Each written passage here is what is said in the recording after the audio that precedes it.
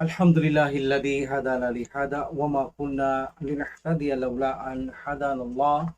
Asyhadu an la ilaha illallah wa asyhadu anna Muhammadan abduhu wa rasuluh sallallahu alaihi wasallam.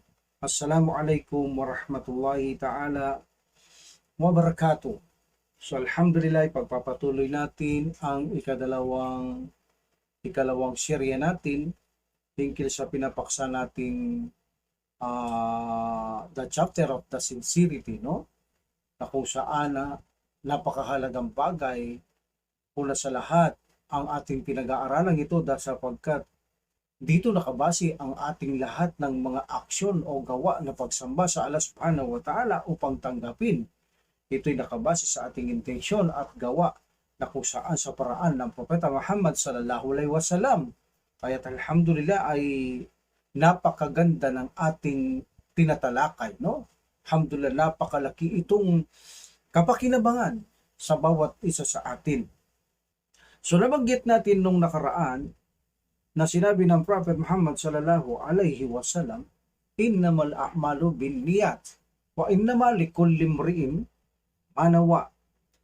Ang aksyon o mga gawa ay nakabase sa intensyon at ito ay pangloob na kalagayan at magkakaroon tayong gantimpala ayon naman sa ating mga gawa nakabase rin sa intensyon kung ito'y ginawa para sa Allah subhanahu wa ta'ala o ito ay hindi ginawa para sa Kanya para hindi magkaroon ng gantimpala sa araw ng paghuhukom dahil ginawa ito hindi para sa Allah subhanahu wa ta'ala.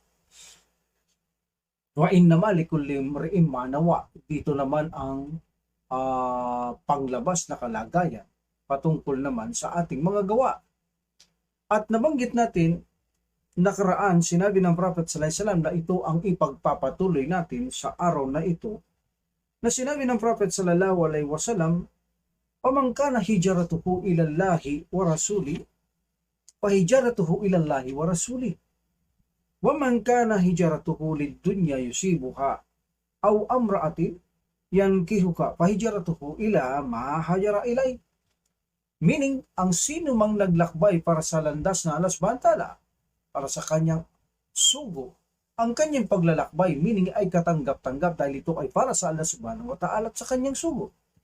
Ngunit ang sino mang maglakbay para lamang sa mga benepisyong kapakinabangan sa makamundong bagay o halimbawa, mga babae para maging asawa, siya'y naglakbay lamang sa isang gawaing paglalakbay na kung saan sa makamundong bagay.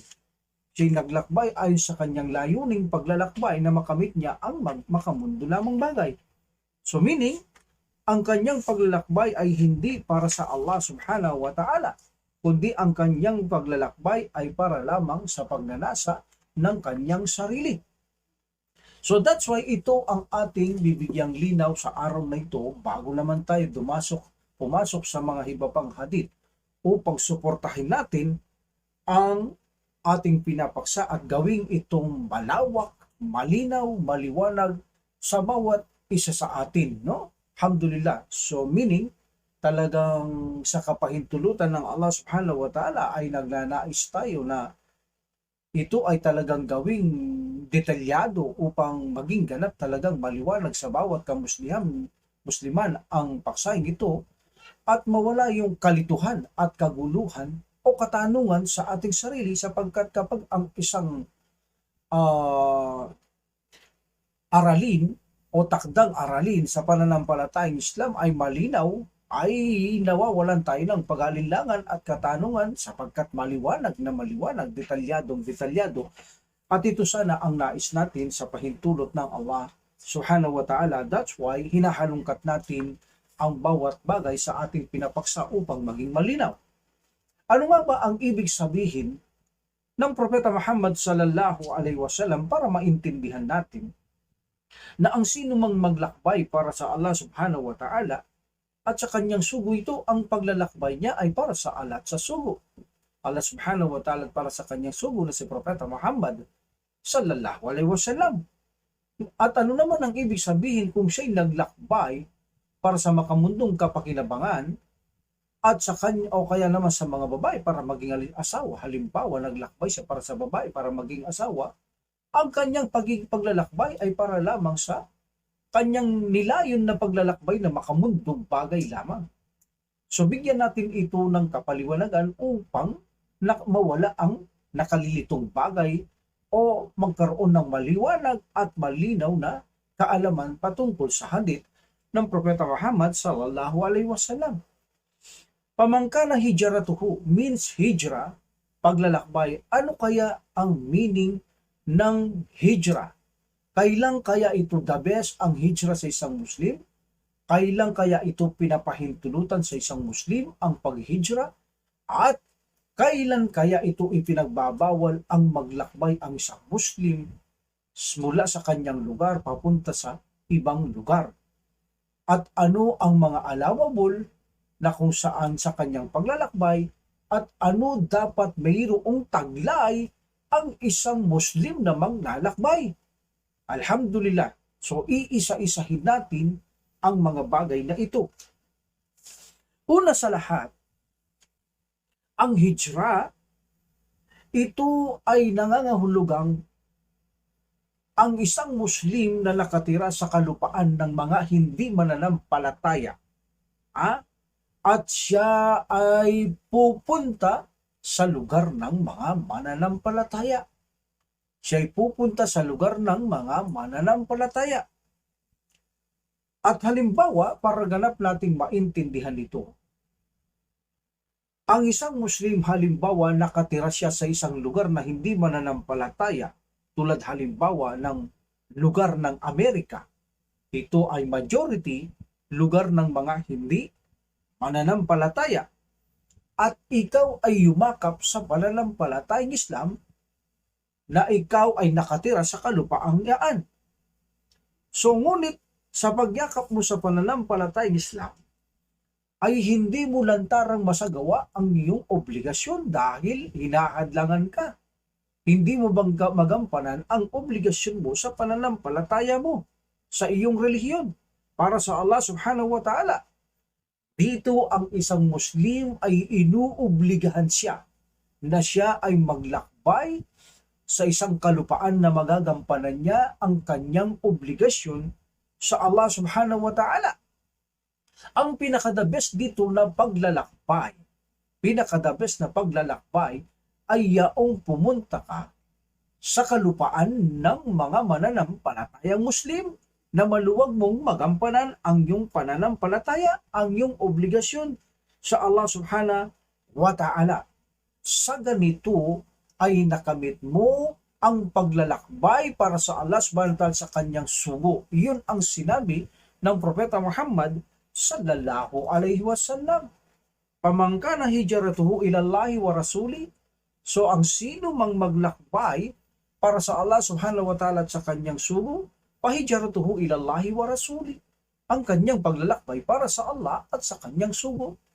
Sallallahu alaihi wasallam, meaning tanggap ang kanyang paglalakbay at the best ang kanyang paglalakbay na ito at siya'y gagantimpalahan dito ng Allah subhanahu wa ta'ala dahil sa kanyang layunin na hindi niya magampanan ang kanyang obligasyon para sa Allah subhanahu wa ta'ala.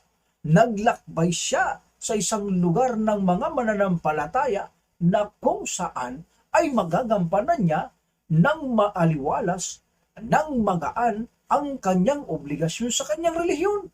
Sa ganito ay magkakamit siya o magkakamal siya ng gantimpala sa Allah subhanahu wa ta'ala.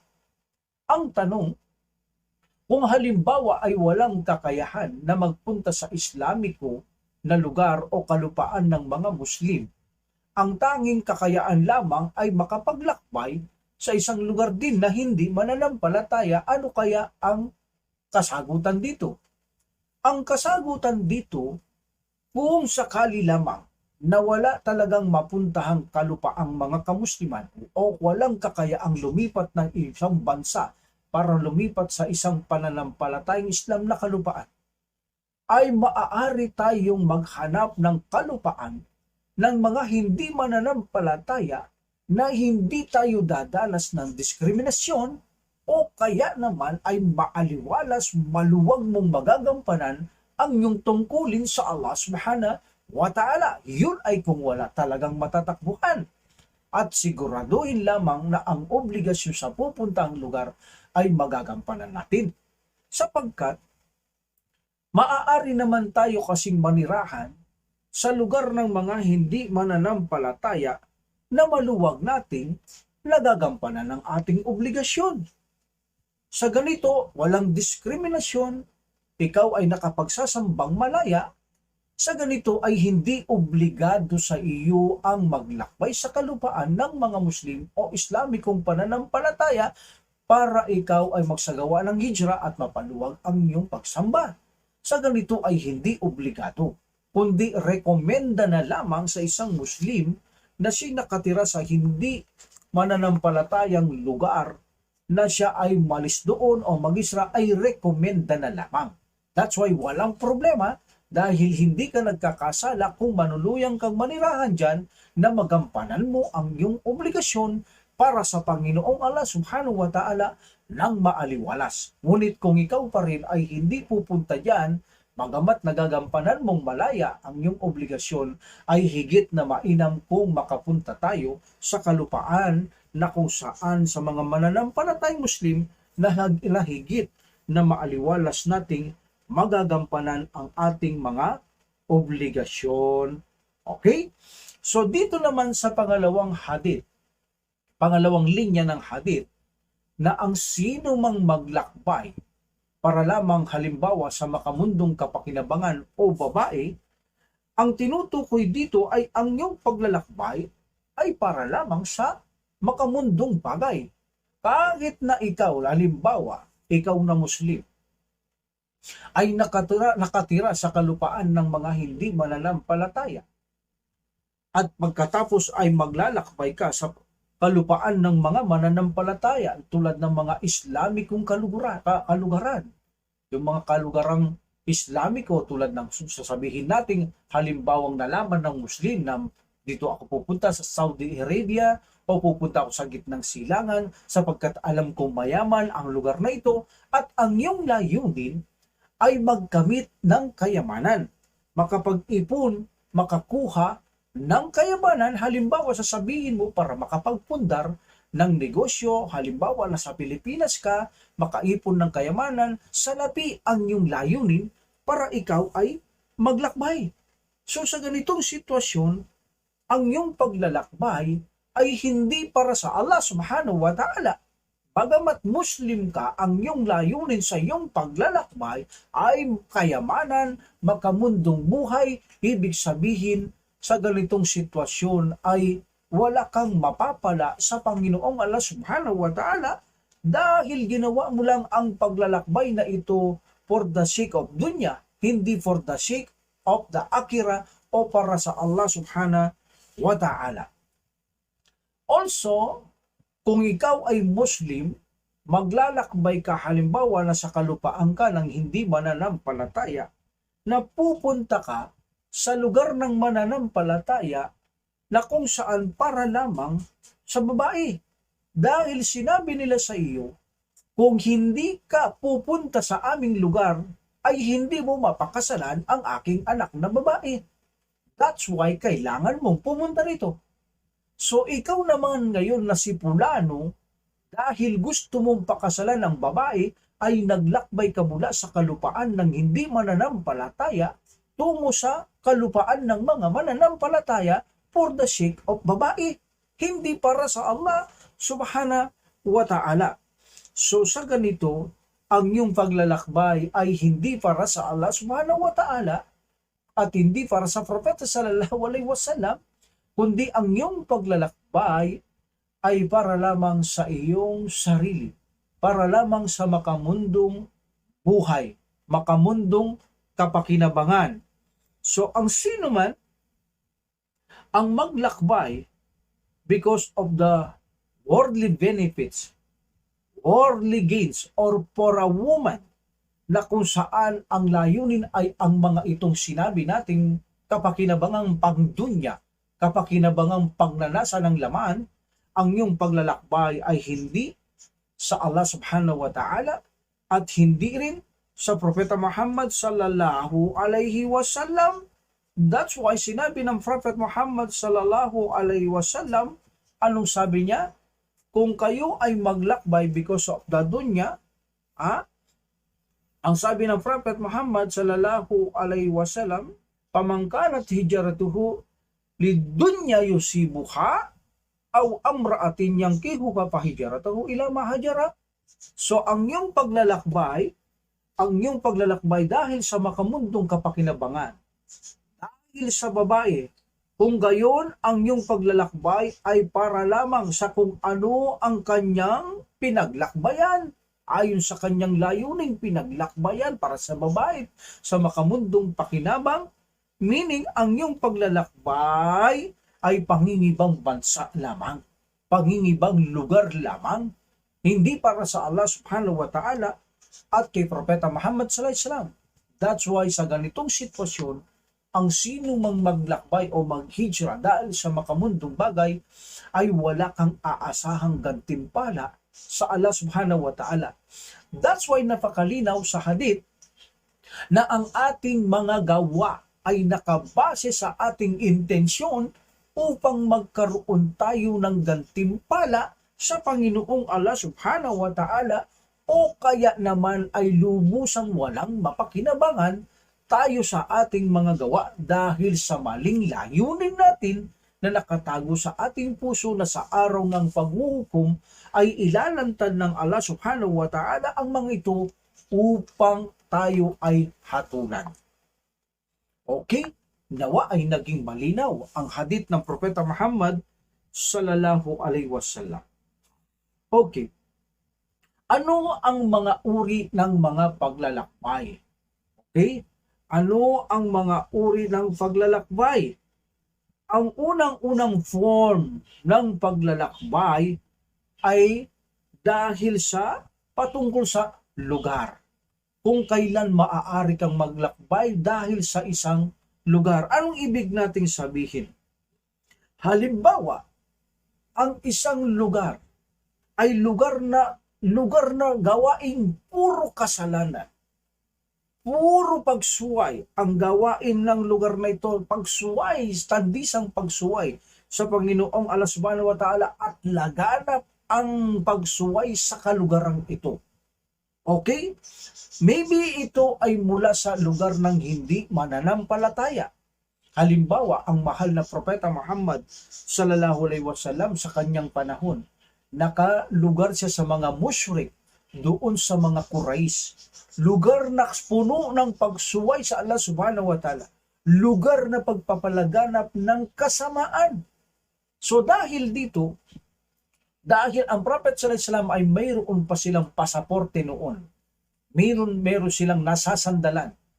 So lahat ng mayroong nasasandalan sa panahon nila ay hindi sinasaktan. Ngunit ang lahat ng mga alipin lamang na walang masasandalan ay kanila itong pinaparusahan hanggang sa tuluyang mga matay. So dahil dito ang Prophet sallallahu alaihi wasallam, dahil sa lugar na ito ay puno ng kasamaan, puno ng pagpapalaganap ng kabuktutan, mga kasalanan, ang Prophet sallallahu alaihi wasallam ay nag-utos sa kanila na lisanin ang lugar na ito at pumunta sa ibang lugar na hindi mananampalataya, abisin niya, ngunit maluwag nilang magagampanan ang kanilang ibada. Ito yung sinasabi ko sa inyo kanina na kung walang Islami kung mapupunta ang lugar at mayroon namang lugar na hindi mananampalataya na maaari mong puntahan at maliwalas, maluwag, magaan mong gawin ang iyong tungkulin sa ating Panginoong Allah subhanahu wa ta'ala, ay maaaring gawin ito sapagkat maaari tayong maniraan sa lugar na ganito kung magagampanan ng maluwag at walang diskriminasyon ang ating relihiyon, ay hindi obligado ang maglakbay ka sa mga kamusliman bagkus sa i-rekomenda na lamang. So dito ipinag-utos ng Prophet sallallahu alaihi wasallam na lisanin nila ang lugar na ito. Meaning, ang uri o isang uri ng maaari tayong mag-isra because sa isang lugar na puno ng kasamahan. Hindi nagtagal, lahat na rin ng mga may pasaporte o sinasandalan doon sa Quraysh, doon sa lugar na yaon, Hindi nagtagal, pati na rin ang mga ito ay tangka na rin nilang patayin tulad ng Prophet Muhammad sallallahu alaihi wasallam. So that's why minabuti na rin na lang umalis sa lugar na yaon, hindi lang yaong mga alipin, pati na ang dating mga nakatira doon, pati ang kanilang mga ninuno ay nandoon. Ngunit sa pagtatangka ng gustong wasakin lahat na ang kamusliman at walang pinipili, either na may sinasandalan o wala, ay handa na itong kipilan ng mga buhay, maging ang mahal na Prophet sallallahu alaihi wasallam. Sa ganito ay obligado ng lumikas ang mga kamusliman tungo sa isang lugar na malaya nilang magagampanan ang kanilang mga obligasyon.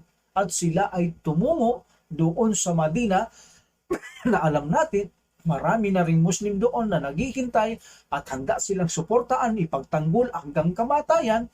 Doon na sila naghihintay at tinanggap ng tao doon ang pananampalataya ng Allah subhanahu wa ta'ala at maging ang Propeta Muhammad sallallahu alaihi wasallam.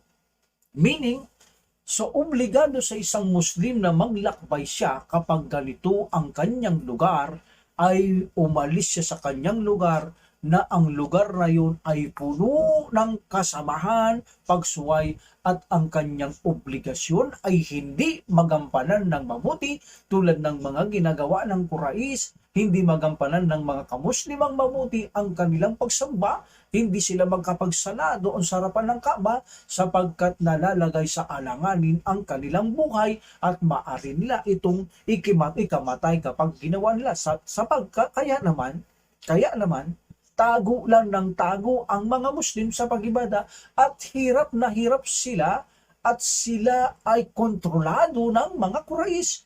Hindi magampanan mabuti ang obligasyon.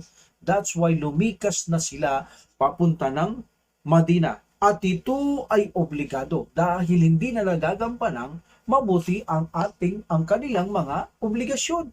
So that's why kung sana nagagampanan lamang maluwag, magaan, walang diskriminasyon, hindi obligatory, tandaan ninyo ayon kay Ibn Uthaymeen rahimullah ang paglalakbay para pumunta sa ibang lugar tulad ng kamusliman o kalupaang Islamiko, ngunit mas mainam ito dahil rekomenda pa rin kung gusto niya ay maglakbay siya bagamat nagagampanan niyang maluwag sa lugar na iyon na hindi mananampalatay kay obligasyon, ay rekomenda sa kanya ang lumisan doon, ngunit walang kasalanan sa kanya kung siya ay manatili roon. No? Alhamdulillah, minsan kasi ang Prophet sallallahu alaihi wasallam, ang kanyang mga sahabay nagtanong kung maaari silang kumain sa mga sisidlan ng mga hindi mananampalataya, ang Ahlul Kitab, at sila'y nakatira doon. At sinabi ng Prophet sallallahu alaihi wasallam, maaari nilang gamitin ito.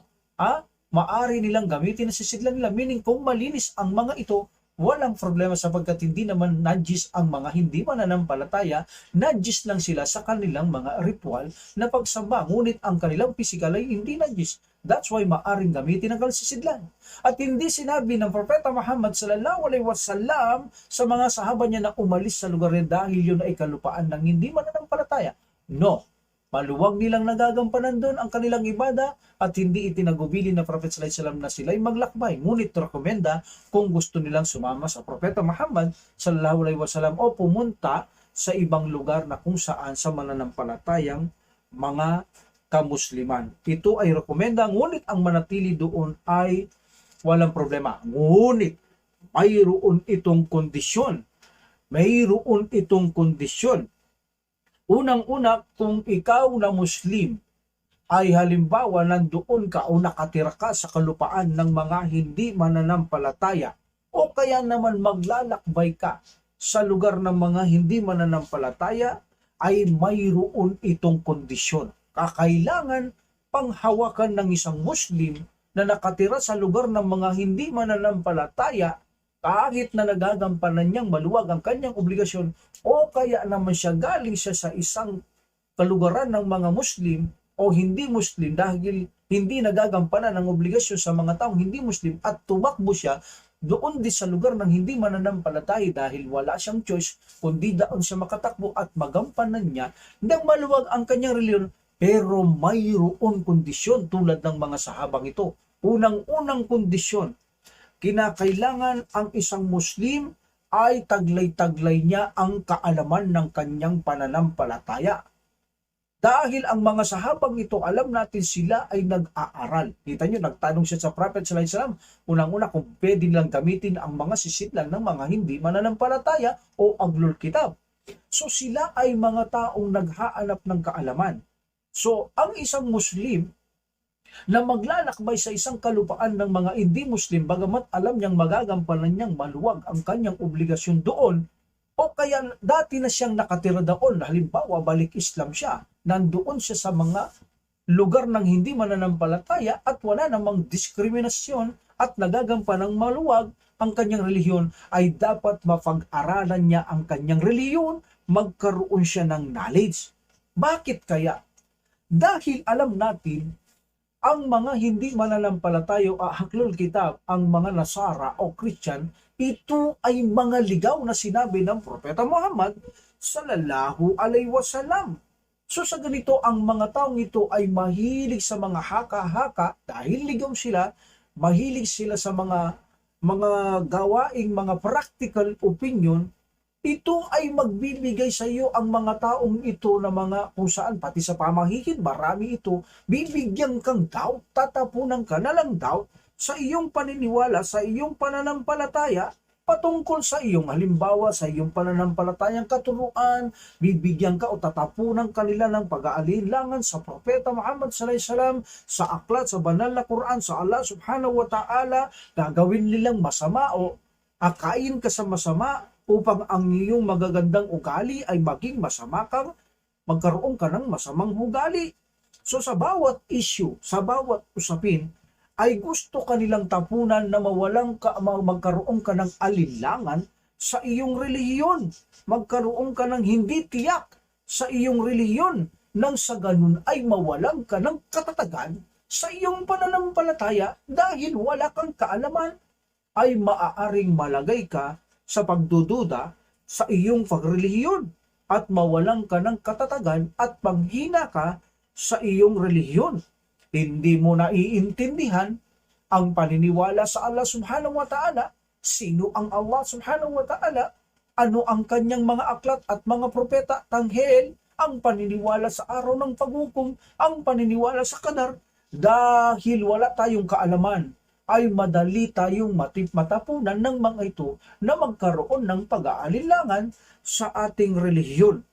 Even na ang mga hindi mananampalatayang ito ay walang layunin kang ma-convert nila sa kanilang relihiyon. Even na wala. Wala. Ang sapat lamang sa kanila ay magkaroon ka ng confuse, magkaroon ka ng doubt sa iyong relihiyon, at ito ay sufficient at o sapat na sa kanila. Dahil sa pagkakaroon mo ng doubt sa iyong relihiyon, kapag ikaw ay nag-alinlangan sa anumang paniniwala ng Islam at duda ka, lalabas ka na sa pananampalatayang Islam. Kung sakaling hakayin ka man nila sa kanilang pananampalataya, there is a possibility na maakay ka nila sapagkat nawalan ka ng tiwala sa iyong pinanghahawakang relihiyon dahil sa ikaw ay lack of knowledge, wala kang kaalaman sa iyong relihiyon. That's why, ang sino mang Muslim na nananahanan sa isang hindi mananampalatayang kalupaan na nag-embrace siya at lumaki na sa kalupaan yun at naagagampanan niyang maluwag ang kanyang relihiyon, obligasyon mong pag-aralan ang iyong relihiyon para mawalan ka ng duda at hindi ka nila matapunan ng anumang maaaring magbigay sa iyo ng alinlangan sa iyong relihiyon. O kaya maglakbay ka, pumunta sa kalupaang ito na hindi mananampalataya, kailangan taglay-taglay mo ang kaalaman. Number 2, kondisyon. Kailangan ikaw ay tunay na mahintatakutin sa Allah subhanahu wa ta'ala because of knowledge, at ikaw ay may malakas na pagtitimpi para maprotektahan mo ang iyong mga pagnanasa mula sa mga udyok ng mga hindi mananampalataya o ni Satan, para mahadlangan mo, maprotektahan mong sarili mo mula sa masamang pagnanasa. Bakit kaya? Alam natin, ang mga kalupaan ng hindi mananampalataya ay lunod na lunod sa kasamahan ang mga ito. At ang mga kasamahan, ang tingin nila ay parang mga normal na hindi kasalanan. That's why, like for example, makikita natin ang pag-inom ng alak sa panahon natin, maging mga babae nasa labas ng daan, bata man o matanda, nag-iinom man sa labas man ng lugar o sa loob man ng lugar ng bahay, halimbawa, makikita natin ang pag-inom ay normal sa kanila.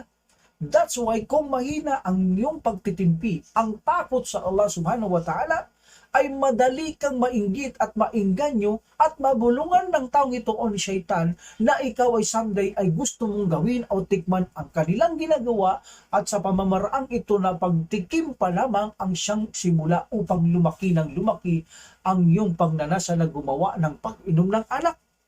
Normal ang pagliligawan. Normal ang walang saplot ang mga babae sa lugar ng mga hindi mananampalataya. At normal din ang paggawa ng mga sexual relation na walang kasal, homosexuality, o ang mga panooring mga malalaswa, ang mga sinehan, sama-samang lalaki-babae, lahat na yata ng kalusasamaan ay lunod na lunod ang malugar ng hindi mananampalataya. That's why, kung ikaw ay pupunta sa lugar na ito o lumaki sa lugar na ito, kailangan mo ng malaking takot sa Allah subhanahu wa ta'ala at malakas na pagtitimpi sa iyong sarili upang hindi ka mabuyuan sa mga gawaing kasamaang ito. At ang pangatlong kondisyon sa mga taong halimbawang gustong maglakbay dito, okay? Unang-una ay because of the dire need. Yung kailangan lamang. Halimbawa, pumunta ka sa kalupaan ng hindi mananampalataya dahil para sa kalunasang mga doktor na bihasa na wala kang matagpuan doon sa iyong lugar. Ito ay dire need, kailangan lamang. Meaning, ayaong maghahanap ka ng seeking medical attention. Okay, sapagkat ito utos sa atin ang maghanap ng lunas sa bawat sakit at mayroong lunas sa bawat sakit na ipadadala ng Allah subhanahu wa ta'ala according to Prophet Muhammad sallallahu alaihi wasallam. So meaning, maari tayong pumunta sa isang kalupang sa paglalakbay, kailangan may kaalaman, may takot, at isa rito kung alimbawa mayroon tayong kailangan gawin doon. O alimbawa mag-aral sa lugar na yun na walang magtuturo sa lugar natin na kung saan pag natapos ka ay malaking pakinabang sapagkat maitutulong, maiaambag mo. Halimbawa, ang paggagamot na ito, ikaw ay naging biyasa sa lugar na iyon, ay magagampanan mong makatulong sa iyong kapatid na mga Muslim na magampanan ito. Ngunit kailangan sa pag-i-stay mo doon, maluwag mong magampanan sa iyong pag-aaral. Halimbawa, pumunta ka sa lugar ng hindi mananampalataya para pag-aralan ng wala doon sa inyong lugar, ay magampanan mong maliwalas ang iyong obligasyon. Number 2, kailangan kang mayroong malaking takot at pagtitimpi dahil alam mo na, lugar yan ng hindi mananampalataya at lunod sa kaligawan. At mayroon kang kaalaman. Sa ganito ay maaari kang makapag-stay doon pasamantala para lamang makuha ang minimiti na kung saan para mapakinabangan magamit sa mga kamuslimang nagkakaroon ng sakit, magamot sila na walang makapagtuturo sa inyong lugar. Alhamdulillah. O kaya naman, for this reason ay maaari tayong pumunta, halimbawa yaong mga kapatid nating nakikipag-jihad para salakayin ang isang lugar na ito upang ang kabuktutan sa kalupaan ay tanggalin. Kung tutusin ang tulad ng Palestina at Israel, ang mga mujahidin kung lumusob sa Israel, alhamdulillah, allowed silang maglakbay dyan upang huksain ang mga taong ito, at ang dahilan kung bakit kailangan gawin ito ay upang matigil ang pagpapalaganap ng kasamaan sa kalupaan. So that's why allowed ang mga Muslim na mag-jihad, allowed na maglakbay. Kaya nga Prophet sallallahu alaihi wasallam, pinagbili niya nang makompes niya ang Makkah, sa araw na ito ay wala nang maaring pumasok sa lugar na iyon ng hindi mananampalataya o walang lalabas maliban sa jihad at magandang niya, meaning para sa landas na Allah, they are allowed na maglakbay sa isang lugar kung sila ay may magandang niya o makipag-jihad. Okay? O kaya naman, dahil sa mga taong hindi nila alam ang Islam, na kung saan ay nagiging barbarism ang mga kamusliman para sa kanila, anong klaseng Muslim ito, hindi naintindihan ng reliyon, maaari tayong pumunta sa lugar na yan upang ipaabot ang kasagutan, ang aral ng pananampalatayang Islam at akayin sila sa pananampalatayang Islam. So maaari tayong maglakbay. Meaning, maaari tayong maglakbay sa mga lugar na hindi mananampalataya if there's a need. Kung ito ay kailangan lamang at pagkatapos ay magbalik na tayo sa ating kinalalagyang kalupaang pananampalataya o Islamikong kalupaan. So sa ganitong sitwasyon ay maaaring ang Muslim ay maglakbay sa mga kalupaang hindi mananampalataya o yaong mga nag-embrace ng Islam at nandoon sila lumaki o at doon sila nanatili, malaya nilang ginagawa ang kanilang obligasyon. Sa ganito, kailangan nyo ng knowledge, kailangan ng natin ng knowledge, magkaroon ng takot, ng malaking takot sa Allah subhanahu wa ta'ala, at tayo'y magkaroon ng malakas na pagtisimpi para malabanan ang mga masamang pagnanasa. So mayroon tayong mga kamusliman. Halimbawa, sa atin ang mga kamusliman, nagtatravel sila mula sa Islamikong kalupaan, mula sa Islamikong kalupaan, tungo sa mga kalupaan nang hindi mananampalataya. Ano ang dahilan? Ang nagiging dahilan nila ay yung tourism. Tourism lamang, pamamasyal. Walang layunin tulad ng pangangalakal, wala. Only for the sake of tourism. Para laruin, linlangin ang kanilang mga sarili. Ang ganitong paglalakbay sa isang mula sa kalupaang Muslim tungo sa mga kalupaang hindi mananampalataya ay gawaing kasalanan. For the sake of tourism, kasama ang pamilya, ito ay kasalanan. Kasalanan. Can you imagine, pati ang iyong salapi ay ginugugol mo, suporta sa kanila? Ginugugol mo, linulustay mo ng walang saysay ang iyong salapi dahil dito sa mga tourism na ito. Dahil sa paglustay mo ng kayamanang walang saysay, itatanong yan ng Allah subhanahu wa ta'ala sa kabilang buhay at ikaw ay magkakaroon dito ng account for it in the day of resurrection sa Allah subhanahu wa ta'ala. Subhanallah, ipalayo tayo ng Allah subhanahu wa ta'ala sa ganitong gawain at isa rito ang ganitong gawain. These people, they waste their time. Sinasayang lamang nila ang kanilang mga oras at ang kanilang nagiging gawa ay sa ganito ay maaaring maging masama sapagkat nasa loob sila ng lugar ng mga hindi mananampalataya kasama pa ang kanilang mga pamilya. Ito ang lugar na kung saan for the sake of tourism, for the sake na pasyal-pasyal para maging maligayang isang laro at panlilinlang ni hindi mo marinig ang isa mang panawagang adan, wala kang marinig, kundi ang maririnig mo ay ang mga kalembang ng mga kapilya o mga simbahan ng mga kakristyano na doon mananatili for the sake of kasiyahan. Subhanallah. So this is wrong. Ito ay hindi tamang paglalakbay. Ito ay hindi tamang hijrah. Okay? That is the condition kung gusto nating manatili sa kalupaan ng hindi mananampalataya na kung saan ay maluwag naman nating nagagampanan. Malakas ang sabar at takot, mayroong kang knowledge, o kaya naman dahil sanhi ng pangangailangan na kailangan mong maglakbay sa mga kalupaan ng hindi mananampalataya. Okay? Ang pangalawang form ng paglalakbay, maaari tayong mag-isra mula sa lugar natin at umalis dito because of the deed. Yung unang lugar. Because of the deed. Anong deed? Yaong mga halimbawa, marami ang taong gumagawa ng kasamahan. Kanina lugar, ngayon gawa mga taong pinalalaganap ang kabuktutan, ang pagsuway. Okay? So maging ito man ay mga Muslim, kung ang kanilang ginagawa ay kabuktutan, kasamaan, doon sa lugar mong ito, ay maaari kang umalis sa lugar mong iyon at ikaw ay pumunta sa mga nagtuturo ng mabuti, hindi nagpapalaganap ng kasamaan, hindi nagpapalaganap ng pagsuway sa Allah subhanahu wa ta'ala o kaya ng kabuktutan.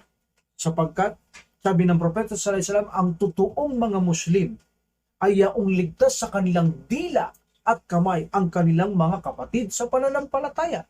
That's why kung ang isang Muslim ay hindi ligtas sa kanilang kamay at dila ng mga kamuslimang ito at palaganap sa pagsuway sa Allah subhanahu wa ta'ala at pagpapalaganap ng kasamahan, kabuktutan, sa ganito ay walang pagkakataon na kahit ng ganong pagtutuwid ang gawin sapagkat majority ang ginagawa ng mga taong ito ay nakakarami sila at mahina o walang pagpansin sa pagbibigay ng pagtutuwid sa kanila, walang pagkakataong maituwid sila.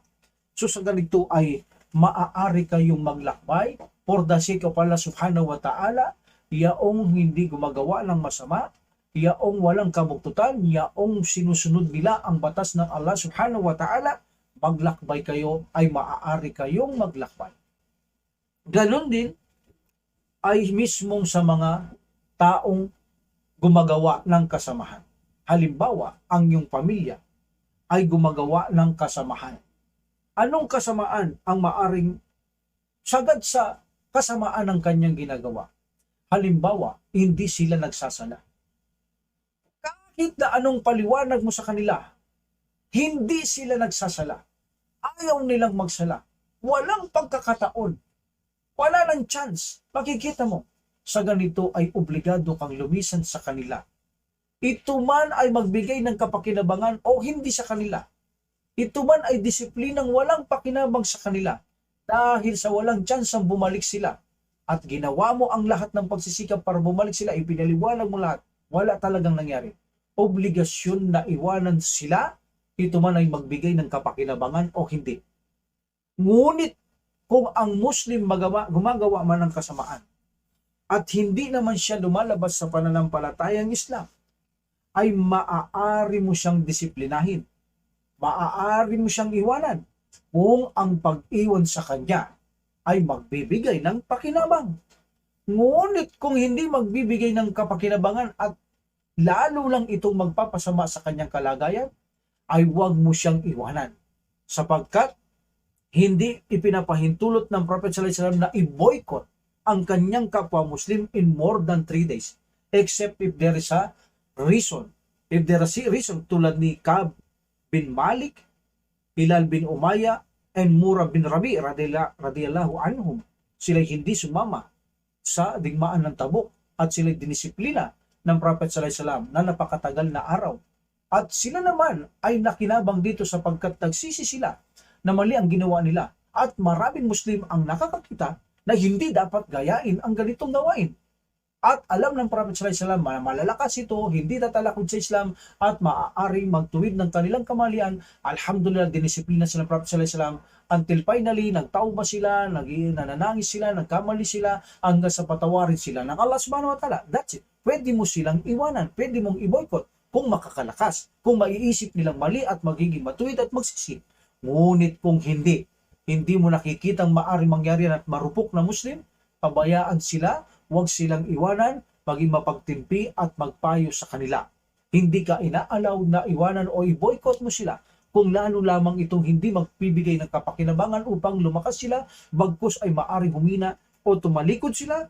Sa ganito ay hindi pinapahintulot ng Prophet sallallahu alaihi wasallam na ikaw ay iwanan mo sila o mag-ijra ka sa kabilang bayan o sa kabilang lugar. So alhamdulillah, ito ang unang hadith natin. Dakuhan natin ang pangalawang hadith, total maiksi lang naman ito, suporta ito sa hadith. Sa susunod, makadako naman tayo sa susunod pang hadith patungkol sa intensyon at aksyon at ang kahalagaan nito. Alhamdulillah. Ang pangalawang hadith ayon sa Riyadus Salihin, hindi naman lahat ng hadith kinukuha natin ha. Kung meron kayong mga books sa Riyadus Salihin at meron akong laktawan, sometimes kasi pantay na lang ang paliwanag. Kaya naman minsan lalaktawan, kung minsan naman kailangan pa rin isunod ang susunod na hadith kung ito ay susuporta na panibagong pagpapatibay sa ating mga pinapaksa. Okay. Ayon kay Aisha radhiyallahu anha, wal ummul mu'minin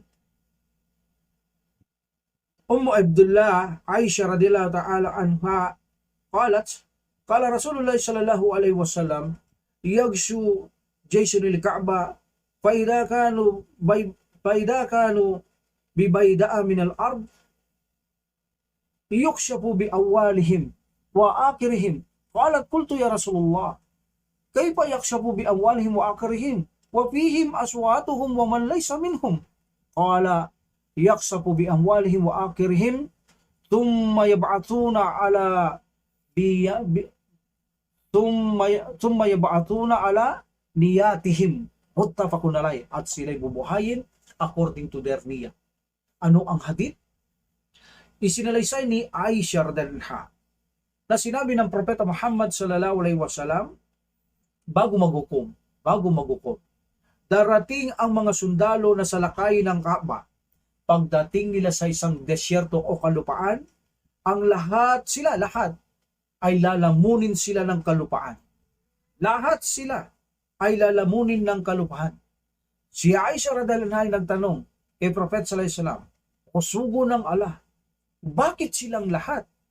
Siya ay sumagot, ang Prophet sallallahu alaihi wasallam, meaning kasi mayroon doon na mga nangangalakal na hindi kasama ng mga sasalakay na sundalo para sirain ang Kaaba.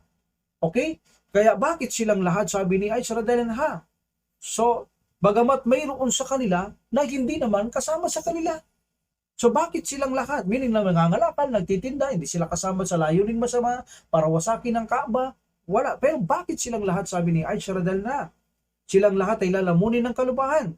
Sabi ng Prophet sallallahu alaihi wasallam, lahat sila ay lalamunin ng kalupaan, ngunit sila ay bubuhayin ng Allah subhanahu wa ta'ala ayon sa kanilang intensyon.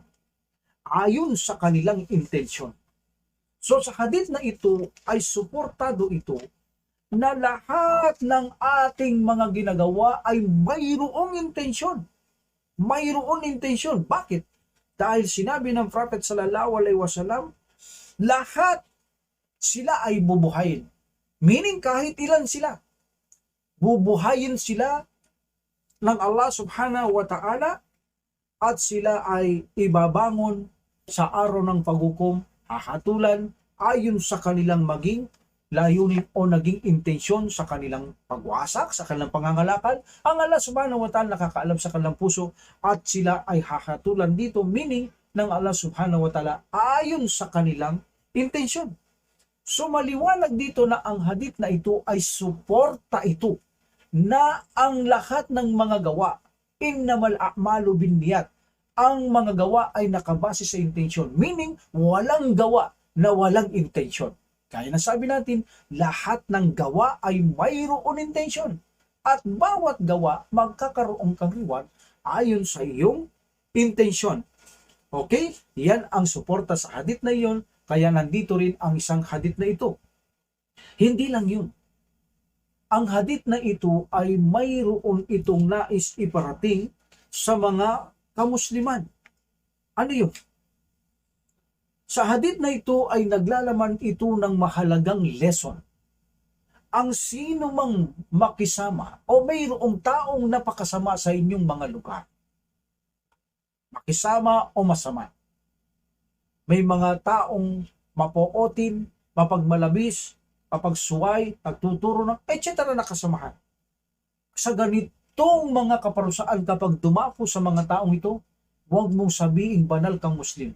Ikaw ay madadamay kung mayroong gumagawang kasamaan sa inyong mga kalugaran. Mayroon itong affliction o masamang halimbawa parusahan sila sa bantala, hindi lang sila. Maaari ang mga matuwid na Muslim ay maapektuhan kapag mayroong masama na kasama sa isang lugar tulad ng mga ngabayong ito, apektado ang mabubuti doon na nangangalakal dahil may masama sa kanilang kasamaan o doon sa pangkat o doon sa lugar na iyon. Halimbawa na lamang, noong panahon ng Uhud digmaan, dahil sa pagsuway ng mga kasamaan ng Prophet sallallahu alaihi wasallam ng mga archers na yan, iniwanan ang kanilang lugar. Nagkaroon ng masama sa kanilang pangkat, sa kanilang grupo.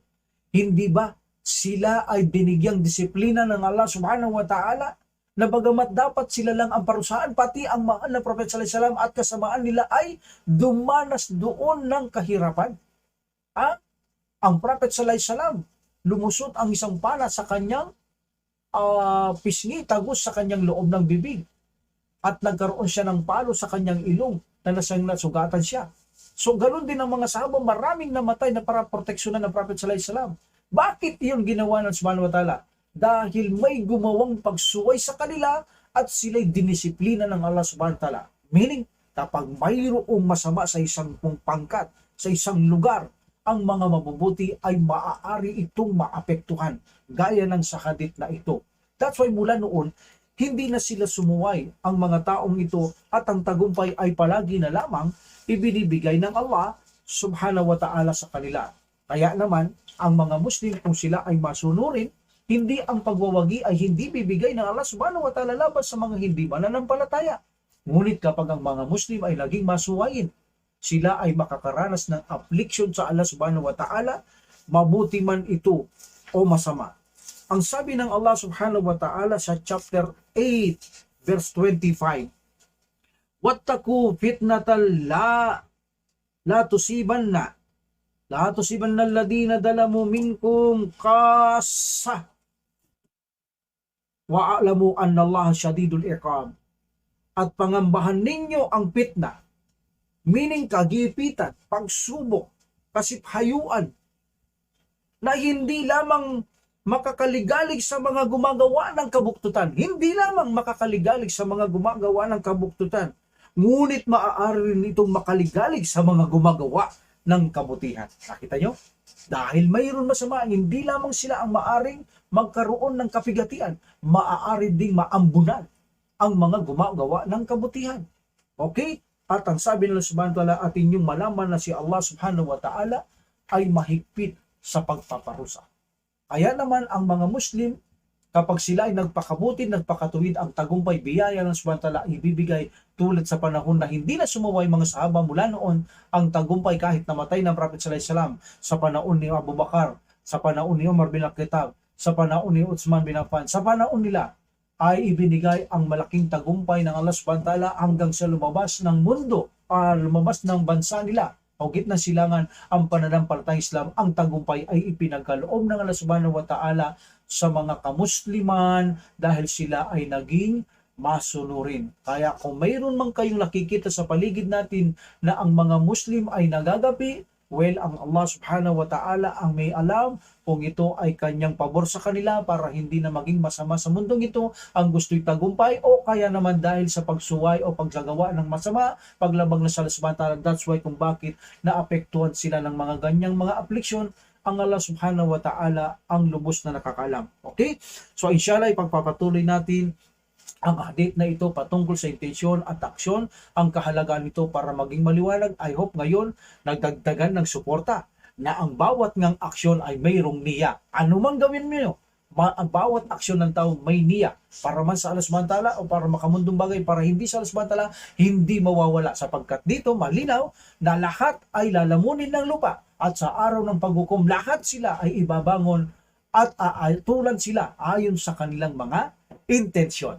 Okay? So mayroon lahat ang mga tao sa kanilang ginagawa ay mayroong layunin kung bakit nila ginagawa ang isang gawain ginagawa nila sa sarili, at magkakaroon naman ng Muslim ng bayad o gantimpala sa kabilang buhay mula sa Allah subhanahu wa ta'ala sa kanyang layunin, sa kanyang mga ginagawa. Bayad na ako sa ang kaparusahan o bayad na tagumpay, nakadepende sa kanyang layunin, ang aksyon na kanyang ginagawa. Ngunit gaya ng sabi natin, para matanggap ang ating mga gawa, kailangan ginawa ito ng Prophet sallallahu alaihi wasallam at inuukol lamang, walang iba maliban sa Panginoong Allah subhanahu wa ta'ala, at naghahangad ng kaligaya sa kabilang buhay. Makakaasa tayong tanggapin ito ng subhanahu wa ta'ala at ipagkakaloob niya sa atin ang ating minimithi sa kabilang buhay. Okay? So inshallah, pagpapatuloy natin to sa susunod ang ating unang chapter pa lang ito. Bawat chapter mayroon tayong ganitong linilinaw natin. Halimbawa, ang tauba, liliniwan natin kung paano ang tama o batas ng pagtatauba. No? Inshallah, marami pa tayong gagawin ganito sa pahintulot ng Allah subhanahu wa ta'ala. Wa akhiru alhamdulillah rabbil alamin wa salatu wa salamu ala rasulillah. Subhanakallahumma wa bihamdika asyhadu an la ilaha illa anta astaghfiruka wa atubu ilaik. Assalamualaikum warahmatullahi taala wabarakatuh. Jazakumullah. Allah.